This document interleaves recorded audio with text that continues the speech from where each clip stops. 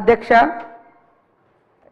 ఈ తెలంగాణ పంచాయతీరాజ్ చట్టం 2018ని ఇక నుంచి సవరించుటకై భారత ప్రజారాజ్యపు 76వ సంవత్సరంలో తెలంగాణ రాష్ట్ర శాసనసభ కింది శాసనము చేసినది అధ్యక్ష. క్లాజ్ 1 ఈ చట్టంను తెలంగాణ పంచాయతీరాజ్ సవరణ చట్టము అని 2026 అని పేర్కొనవచ్చును అధ్యక్ష. అదేవిధంగా రెండవది ఇది 2025 నవంబర్ 1వ తేదీ నుండి అమల్లోకి వచ్చినట్లు భావించవలెను అధ్యక్ష. అదేవిధంగా తెలంగాణ పంచాయతీరాజ్ చట్టం 2018లోని 21వ సెక్షన్ యొక్క సబ్ సెక్షన్ క్లాజ్ 3తో పాటు దాని కింద గల విశదీకరణను వదిలివేయవలెను అధ్యక్ష. అదేవిధంగా తెలంగాణ పంచాయతీరాజ్ 3వ సవరణ అధ్యాదేశం 2025 ఇందు మూలంగా రద్దు చేయబడినది అధ్యక్ష. ఉద్దేశాలకు సంబంధించి ఉద్దేశాలు కారణాలు ఈ సందర్భంగా తెలంగాణ రాష్ట్రంలో గ్రామ పంచాయతీలు, మండల పరిషత్తులను మరియు జిల్లా ప్రజా పరిషత్తులను ఏర్పాటు చేయుటకు మరియు దానికి సంబంధించిన లేక వాటికి అనుబంధమైన విషయములను పొందుపరచుటకు తెలంగాణ పంచాయతీరాజ్ చట్టం 2018లోని 5వ చట్టం చేయబడినది. పైన చెప్పిన చట్ట ప్రయోజనముల కొరకు ఈ చట్టంలోని 8వ షెడ్యూల్ గ్రామాల జాబితాను కలిగి ఉన్నది అధ్యక్ష. 1990లలో సంభవించిన జనాభా విస్ఫోటనం వలన ఆహార భద్రతకు ముప్పు వాటిల్లడమే కాకుండా పోషకాహార లోపము, నిరుద్యోగము, వ్యాధులు అదేవిధంగా తగ్గిన ఉత్పాదకత మరియు ప్రతికూల సామాజిక ఆర్థిక ఫలితాలతో సహా పేదరికంకు సంబంధించినటువంటి సమస్యలు ఈ జనాభా పెరుగుదలతో ముడిపడి ఉన్నాయి అధ్యక్ష. దీనికి అధిగమించుటకు గాను 1994 మే 30వ తేదీన మరి అమల్లోకి వచ్చినటువంటి తెలంగాణ పంచాయతీరాజ్ చట్టము 1994 యొక్క 21 సెక్షన్లోని సబ్ సెక్షన్ 3 కింద 2 పిల్లల పరిమితిని జనాభాను నియంత్రించే చర్యగా అమలులోకి తీసుకొచ్చింది అధ్యక్ష. 2 సంతానం ఉండడం వలన ఇద్దరు సంతానం ఉండాలనే నియమాన్ని అమలు చేసిన 30 సంవత్సరాల తర్వాత ప్రభుత్వము జనాభా విధానాన్ని సమీక్షించి తెలంగాణలోని గ్రామీణ ప్రాంతాలలో సంతానోత్పత్తి రేటు 1.7 చొప్పున సంతానము కలిగి ఉన్నది అధ్యక్ష. ఇది సంతానోత్పత్తి భర్తీ చేయగల స్థాయి కంటే తక్కువగా ఉన్నది అధ్యక్ష. ఈ తగ్గుదలకు కుటుంబ నియంత్రణపై పెరిగిన అవగాహన, మెరుగైన ఆరోగ్య సంరక్షణ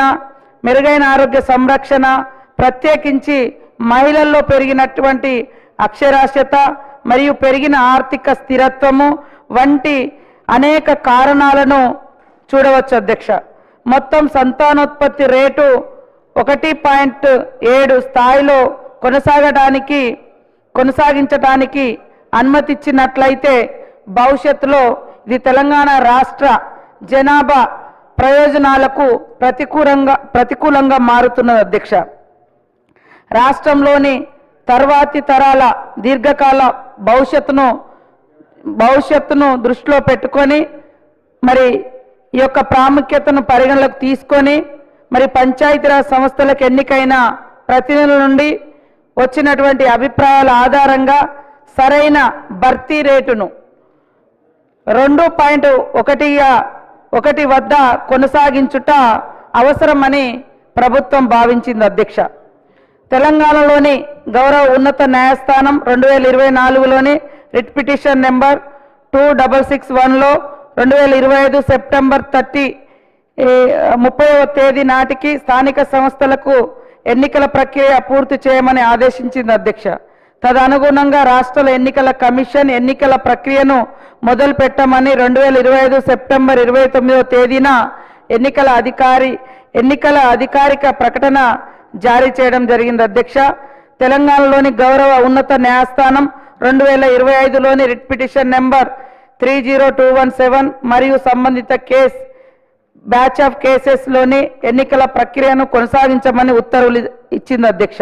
పై విషయాలను దృష్టిలో ఉంచుకొని గౌరవ ఉన్నత న్యాయస్థానపు ఆదేశాలను పాటిస్తూ ఎన్నికలు నిర్వహించుటకు గాను మరియు ఇద్దరు పిల్లల పరిమితిని కొనసాగించడం వలన కలిగే ఏవైనా కోలుకోలేని పరిణామాలను నివారించుటకు గాను జరగబోయే ఎన్నికలలో పైన చెప్పిన పరిమితిని తొలగించుట సరైనదని భావించి పైన చెప్పిన లక్ష్యాలను సాధించుటకు గాను పూర్తిగా పడిపోతున్న సంతాన సాఫల్యత రేటును మెరుగుపరచుటకు మరియు స్థానిక సంస్థల ఎన్నికలను నిర్వహించుటకు ప్రభుత్వము తెలంగాణ పంచాయతీరాజ్ చట్టం 2018లోని 5వ చట్టంలోని 21 సెక్షన్ యొక్క సబ్ సెక్షన్ క్లాజ్ 3ను తొలగించుటకు నిర్ణయించడం జరిగింది అధ్యక్ష. రాష్ట్ర శాసన మండలి అప్పుడు సమావేశంలో లేనందున వాయిదా పడినందున మరియు పై నిర్ణయంను వెంటనే అమలు పరచవలసినటువంటి అవసరం ఏర్పడినందున భారత రాజ్యాంగంలోని 213వ ఆర్టికల్ కింద గవర్నర్కు ఇవ్వబడినటువంటి అధికారంలోను వినియోగించుతూ 2025 అక్టోబర్ 31వ తేదీన తెలంగాణ గవర్నర్ తెలంగాణ పంచాయతీరాజ్ 3వ సవరణ అధ్యాదేశం 2025లోని 5వ తెలంగాణ అధ్యాదేశంను జారీ చేశారు మరియు దానిని 2025 నవంబర్ 1వ తేదీ నాటి తెలంగాణ గెజిట్లో ముద్రించడం జరిగింది అధ్యక్ష. ఈ బిల్లు పై అధ్యాదేశం స్థానంలో ఉంచుటకు ఉద్దేశించబడినది అధ్యక్ష. ఈ యొక్క బిల్లు ప్రధానంగా అన్ని అంశాలను పరిగణలోకి తీసుకొని రాష్ట్రంలో మరి తగ్గిపోతున్న జనాభా నిష్పత్తిని ప్రజాప్రతినిధుల యొక్క అభిప్రాయాలను ఇవన్నింటినీ తీసుకొని తెలంగాణ రాష్ట్ర ప్రభుత్వం గౌరవ ముఖ్యమంత్రి గారి ఆధ్వర్యంలో సీఎం రేవంత్ రెడ్డి గారి ఆధ్వర్యంలో ఈ యొక్క నిర్ణయం తీసుకొని మరి ఎన్నికలను కూడా నిర్వహించడం జరిగింది అధ్యక్ష. ఇద్దరు పిల్లల పరిమితిని ఎత్తివేస్తూ ఈ అన్ని అంశాలను పరిశీలించిన తర్వాతనే మనం ఈ నిబంధనలను సవరించాం అధ్యక్ష. 2018-19లోనే తెలంగాణలో నూతన పంచాయతీ చట్టం వచ్చింది. అప్పుడు మున్సిపాలిటీ చట్టం కూడా వచ్చింది అధ్యక్ష. మున్సిపాలిటీలలో అప్పుడున్నటువంటి ప్రభుత్వము ఇద్దరు పిల్లల నిబంధనను ఎత్తేసింది, కానీ ఎందుకు పంచాయతీరాజ్ చట్టంలో మరి కొత్త చట్టమే తీసుకొచ్చారు. అప్పుడు ఈ నిబంధన ఎందుకు ఎత్తివేయలేదో వాళ్ళ దగ్గర గత ప్రభుత్వం దగ్గర మరి ప్రశ్నకైతే జవాబు లేనట్టుగా ఉంది అధ్యక్ష. కానీ వాళ్ళు మాత్రం మళ్ళీ ఎత్తేయండి మాట్లాడారు అధ్యక్ష. కాబట్టి ఈరోజు అదే సమయంలో పొరుగు రాష్ట్రాలైన ఏపీ, కర్ణాటక, మధ్యప్రదేశ్ వంటి రాష్ట్రాల్లో కూడా ఇద్దరు పిల్లలకు మించి ఉంటే జీపీలో పోటీకి అనర్హులన్న షరతులు లేవు అధ్యక్ష. కాబట్టి గ్రామీణ ప్రాంత ప్రజల ఆకాంక్షలు, ప్రజల అభిప్రాయాలు, కోర్టు కేసులు, జనాభా తగ్గుదల వంటి కారణాలు ఇవన్నింటినీ దృష్టిలో పెట్టుకొని ఈ ఎలక్షన్లో పోటీకి ఇద్దరు పిల్లలు మించి ఉంటే మరి అనర్హులు అనేటువంటి నిబంధన తీసేసి